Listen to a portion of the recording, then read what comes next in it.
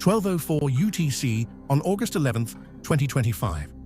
The calm waters around Scarborough Shoal explode into chaos. Just 12 nautical miles from the reef, the Philippine Coast Guard cutter BRP Suluan is pushing north, escorting two small civilian relief boats loaded with food and fuel for local fishermen. On her tail, a Chinese Coast Guard ship Hall, number CCG 3104, is closing fast.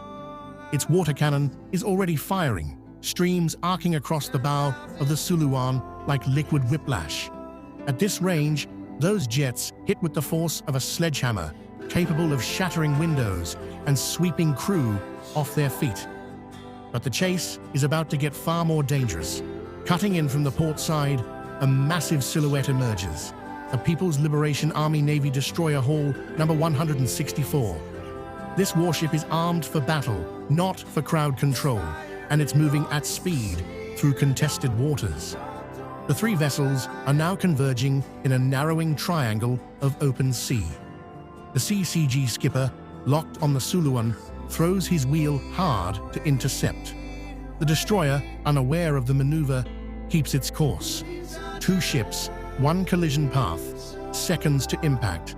Out here, there's no room for error, and there's no easy way to explain why two ships from the same flag are about to slam into each other. Scarborough Shoal might look like nothing more than a ring of shallow reefs and turquoise water, but in the South China Sea, it's a powder keg. It sits well inside the Philippines' exclusive economic zone, just 124 nautical miles from Luzon's coastline. Under the United Nations Convention of the Law of the Sea, that should make it Philippine territory. But in 2012, Chinese vessels seized control and never left. Since then, Beijing has enforced its claim with a rotating presence of Coast Guard cutters, maritime militia boats, and when they want to send a message, full-blown warships. Neither side is backing down. On August 11th, the Suluan's mission was straightforward. Escort two relief craft into fishing grounds near the shore, deliver supplies, and head back to port. But any Philippine ship venturing this close to Scarborough Shoal is shadowed, sometimes aggressively, by Chinese units. That's what brought CCG 3104 into the picture. The destroyer with hull number 164 wasn't there for humanitarian work either.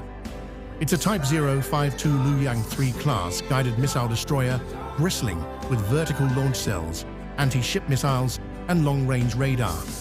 Normally, it patrols in formation. On this day, it was operating close to the Coast Guard cutter, likely as part of a layered blockade.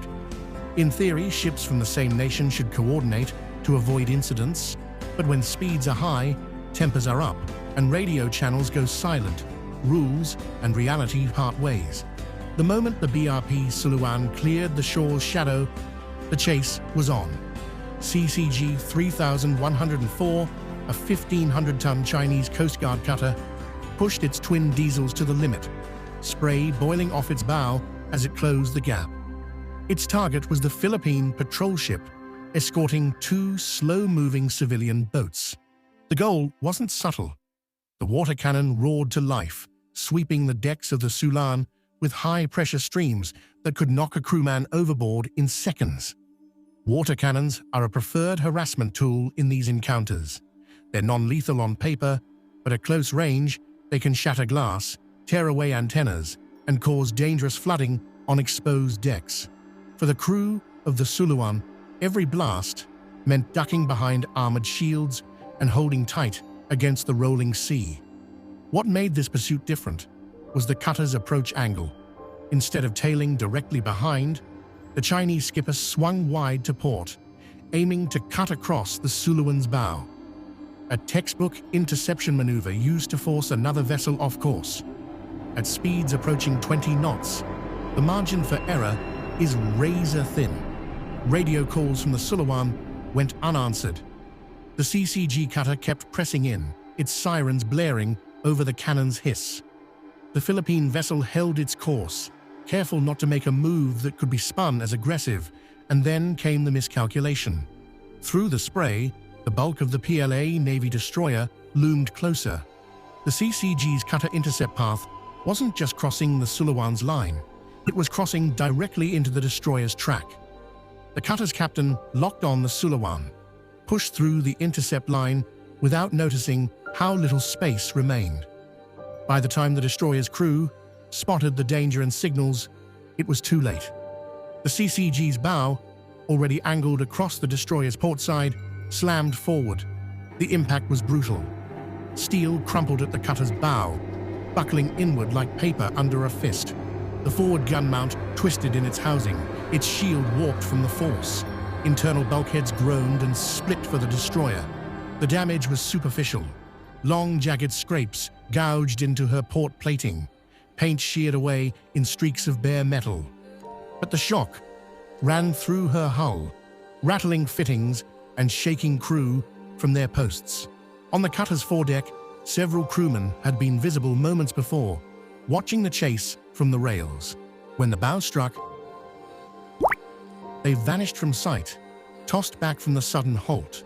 Whether they were injured or simply thrown out of view was unclear.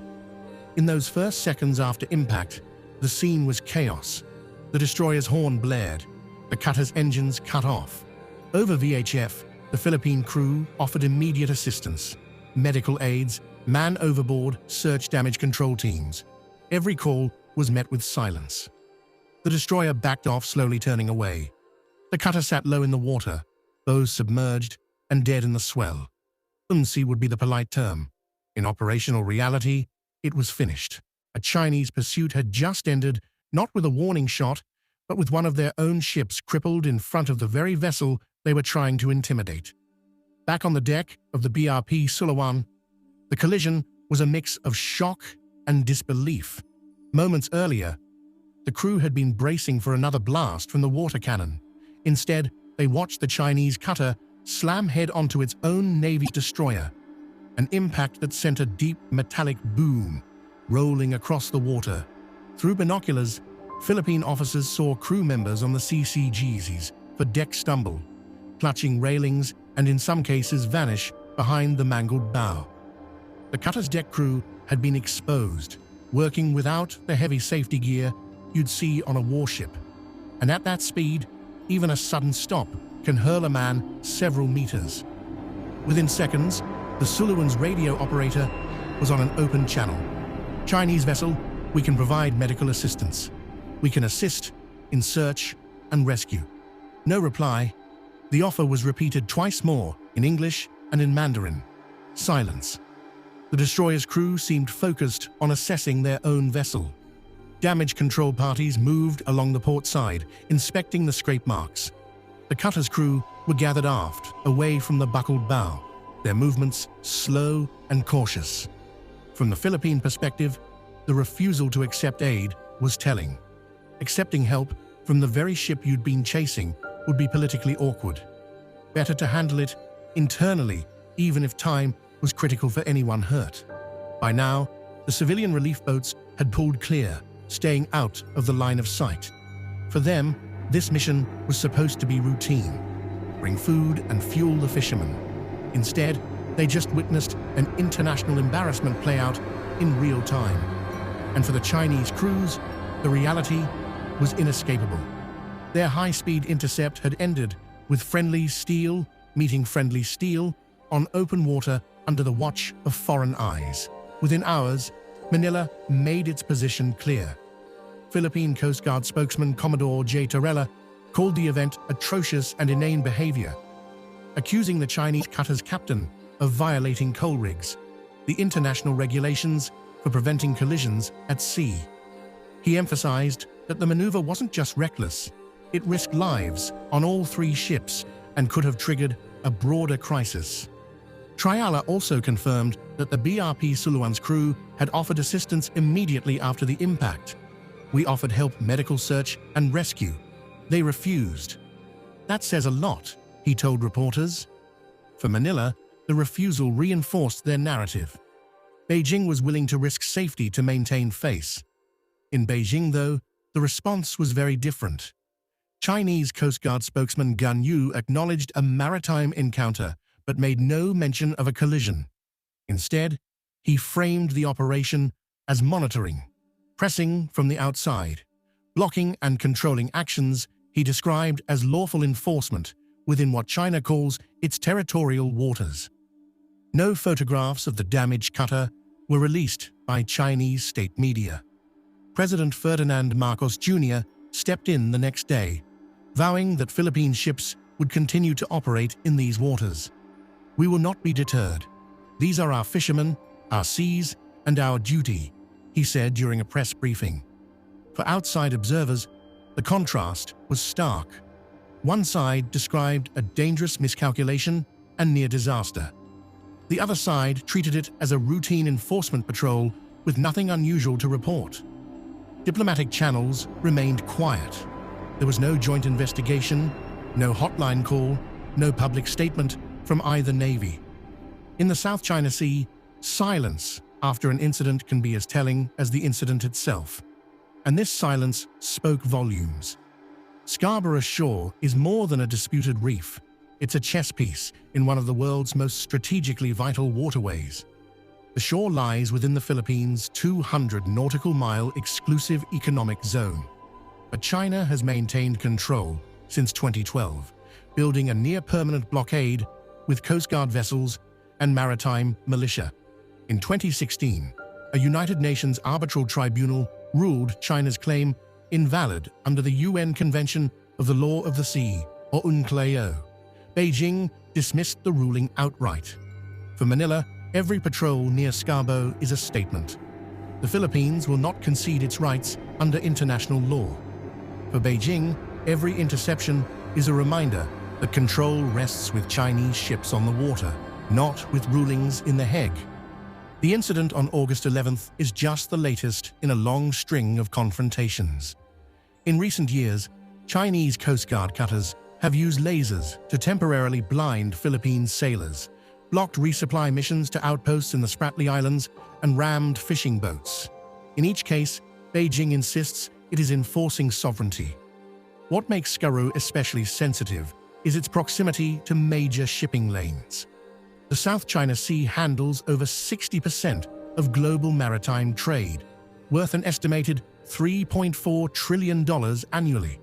We're talking oil tankers, container ships, and bull carriers that pass through here daily. A conflict here wouldn't just affect the Philippines and China, it would ripple across the world economy. The military dimension is equally critical. The South China Sea is within range of China's expanding network of military outposts, which are artificial islands armed with runways, radar arrays, and anti-ship missile batteries. From these positions, the People's Liberation Army Navy can monitor and, if it chooses, control vast stretches of the waterway. Scarborough Shoal, if developed militarily, would extend that reach even closer to the Philippine mainland. All of this plays into what analysts call gray zone tactics. Assert control without triggering open war. Water cannons instead of gunfire, ramming instead of missile strikes. The August 11th collision was never intended, but it happened inside that high-stakes game where every move is designed to test the other side's resolve. For Beijing, the incident will likely be buried in silence. For Manila, it's already part of a growing record, proof that even routine harassment carries real risk.